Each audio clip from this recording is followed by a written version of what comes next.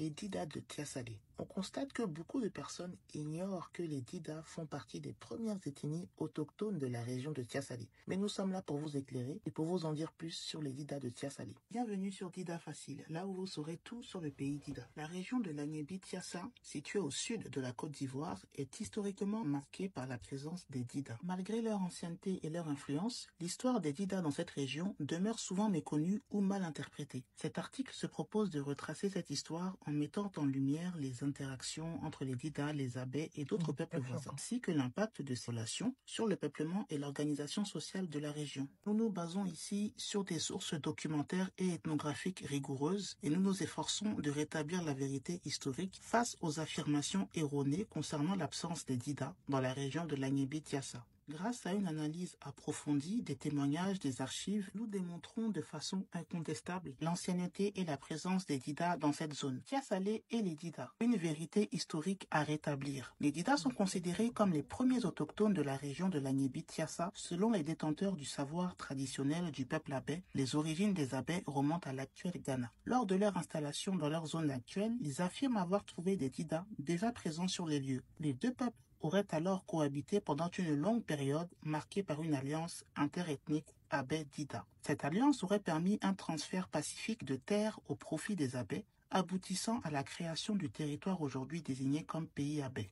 Source RTI 1, émission Matin Bonheur. Par ailleurs, selon le docteur Adjo Gebi-Noël, spécialiste en anthropologie ainsi qu'en sociologie juridique et politique, les Dida ont conclu des alliances mystiques et religieuses avec les Abé, accompagnées de cultes spécifiques. Ces pactes ont permis aux Abé de s'établir paisiblement vers le sud-est. Une alliance similaire aurait également été conclue avec les Abidji, un petit groupe situé dans la région de Sikensi. À l'époque précoloniale et au début de la colonisation, la région de Tiasalé servait de zone de contact et d'échange entre les peuples Dida, Abé et Abidji. Cette réalité historique demeure encore visible aujourd'hui, notamment à travers l'existence de 4 villages d'ascendance Dida, Soklobo, Amenou-Menou et Katchenou, situés dans le département de Tabo, ainsi que Sandressou dans le département de Tiasalé. Ces villages relativement isolés de la région de l'Agnébi-Tiassa témoignent de cette implantation ancienne. À cela s'ajoute la présence de groupes Dida intégrés dans certaines familles de villages locaux, comme le confirment plusieurs récits oraux. Selon Alou Kwame René, historien spécialiste du monde à Caen, et Bamba Sekou Mohamed, auteur d'une thèse de doctorat d'État, les échanges et la formation du Bas Bandama des origines à la conquête coloniale, la tribu Dida Broubrou, issue du groupe Krou, serait à l'origine de la fondation du village de Broubrou, situé entre Tiasalé et Grand Laou, sur les rives du fleuve Bandama. Bien que Broubrou ne soit plus aujourd'hui considéré comme un village Dida, ses fondateurs étaient bel et bien d'ascendance Dida, ce qui nous confirme la présence ancienne et l'influence de ce peuple dans la région. Jean-Pierre Chauveau, dans son ouvrage Contribution à la géographie historique de l'or en pays baoulé, ainsi que dans une étude complémentaire sur l'exploitation aurifère artisanale dans la région de Kokumbo de 1850 à 1901,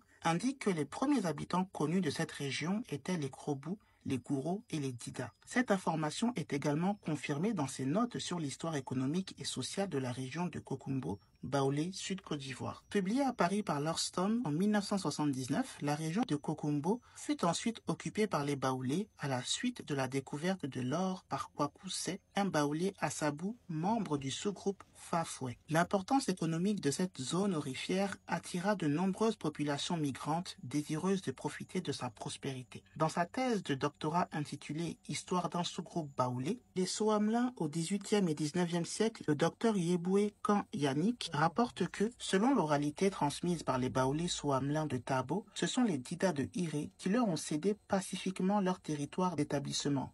Par ailleurs, il convient de souligner que l'histoire du peuplement est un domaine complexe et parfois controversé. Voir Salvert, 1965, page 29-30. Certaines traditions rapportent que les Ali, groupe baoulé, et possiblement les Sundo, également baoulés, auraient des origines Dida, précisément en provenance de la région de Divo. Cette hypothèse est évoquée dans le rapport politique du Cercle de Bouaké, datant de 1953. Dans son article « Le port de la Haute en pays Dida et sa relation avec les Pygmées de l'Afrique centrale », publié dans la revue d'histoire, d'art et d'archéologie de l'université Jean-Laurignon Guédé de Dalois, le docteur Nieto Braquet met en lumière lumière l'antériorité du peuplement Dida sur plusieurs territoires actuellement occupés par d'autres ethnies. Il rapporte que de nombreux peuples voisins reconnaissent avoir trouvé les Dida déjà installés sur les terres qu'ils occupent aujourd'hui. Parmi eux, les habitants de Pandongon, Grand Laou, reconnaissent avoir trouvé sur leurs terres les Zéiri, une branche des Dida originaires de Divo. Dans la région de Tiasalé,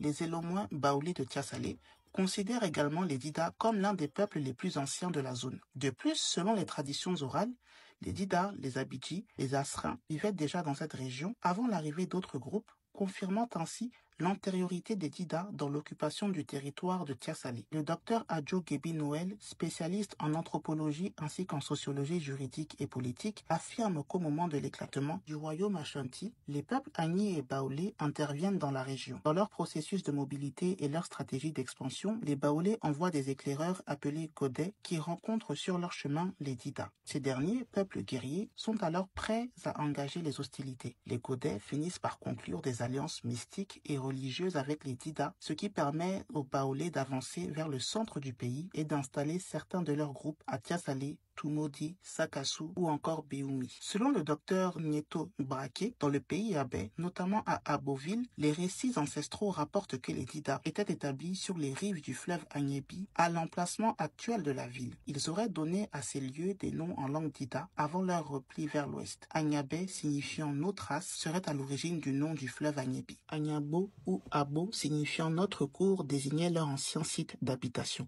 Ces toponymes transmis par l'oralité témoignent de l'occupation ancienne du territoire par les Dida et de leur rôle fondateur dans la région. Il convient en premier lieu de se référer à l'historiographie du peuplement de la Côte d'Ivoire. Le contact entre les Baoulés, Assabou, les Souamelins et les Dida remonte à l'époque de l'éclatement du royaume Ashanti, période marquée par d'importants mouvements migratoires. Cette dynamique a engendré de vives rivalités entre groupes, certains dominant les plus faibles pour s'approprier de nouvelles terres. L'installation des Baoulés à Assabou dans la région de Tiasalé date du XVIIIe siècle, précisément entre 1720 et 1730. Le rapport du lieutenant Coudet 1904 sur les peuples présents à Tiasalé avant l'arrivée des Baoulés indique que 3 groupes ethniques se partageaient cette vaste région. Dès leur arrivée, les Baoulés repoussèrent les Abidji et les Abais vers l'est et les Dida autochtones de la zone vers l'ouest. Source Archives nationales de Côte d'Ivoire, rapport du lieutenant Couder 1904. Lors de la révolte des Abais de 1910, les insurgés trouvèrent refuge dans diverses localités. La seconde destination empruntée par les fugitifs fut les villages Abais de la région du Bas-Bandama, Tiasalé, où résidaient certains de leurs proches. D'autres insurgés se réfugièrent dans les villages des ethnies alliées,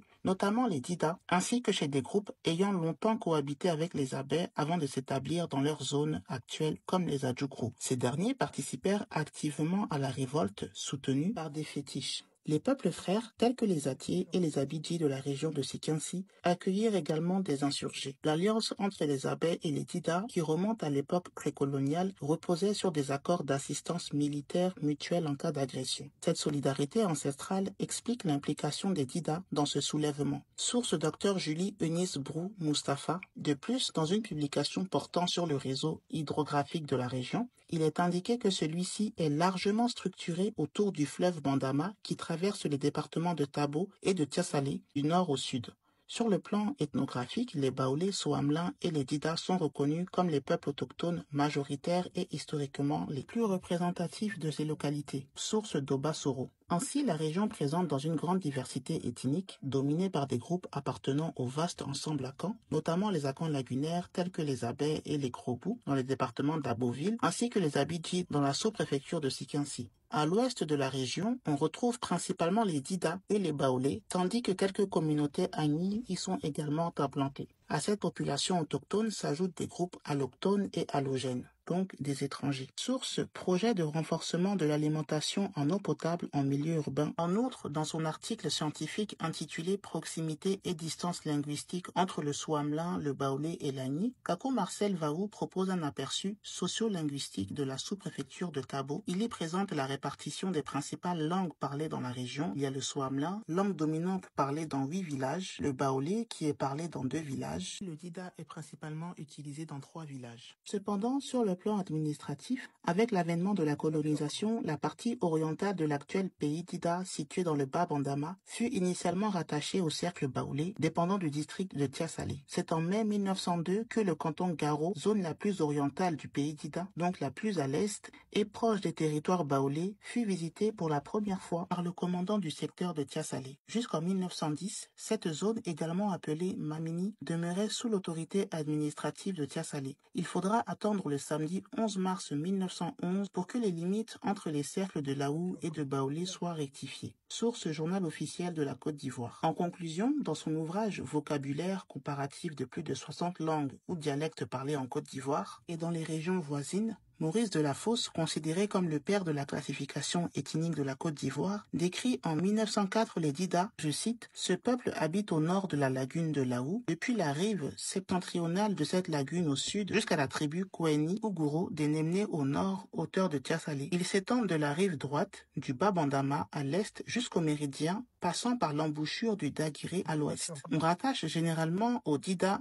les habitants des villages de Nandibo et Teviessou situés sur la rive gauche du bas Bandama et qui seraient des colonies des gens de Tiaba. Dans ces conditions, il semblerait que les Haïzis de la lagune ébriée, dont Tiaba est l'un des villages, dussent aussi se rattacher aux Dida. Ce témoignage renforce l'idée d'un peuplement ancien et étendu des Dida, couvrant une aire allant de la lagune de Laou jusqu'à la hauteur de Tiasalé et confirmant ainsi leur présence dans la région de l'Agnébi-Tiassa bien avant l'arrivée d'autres groupes.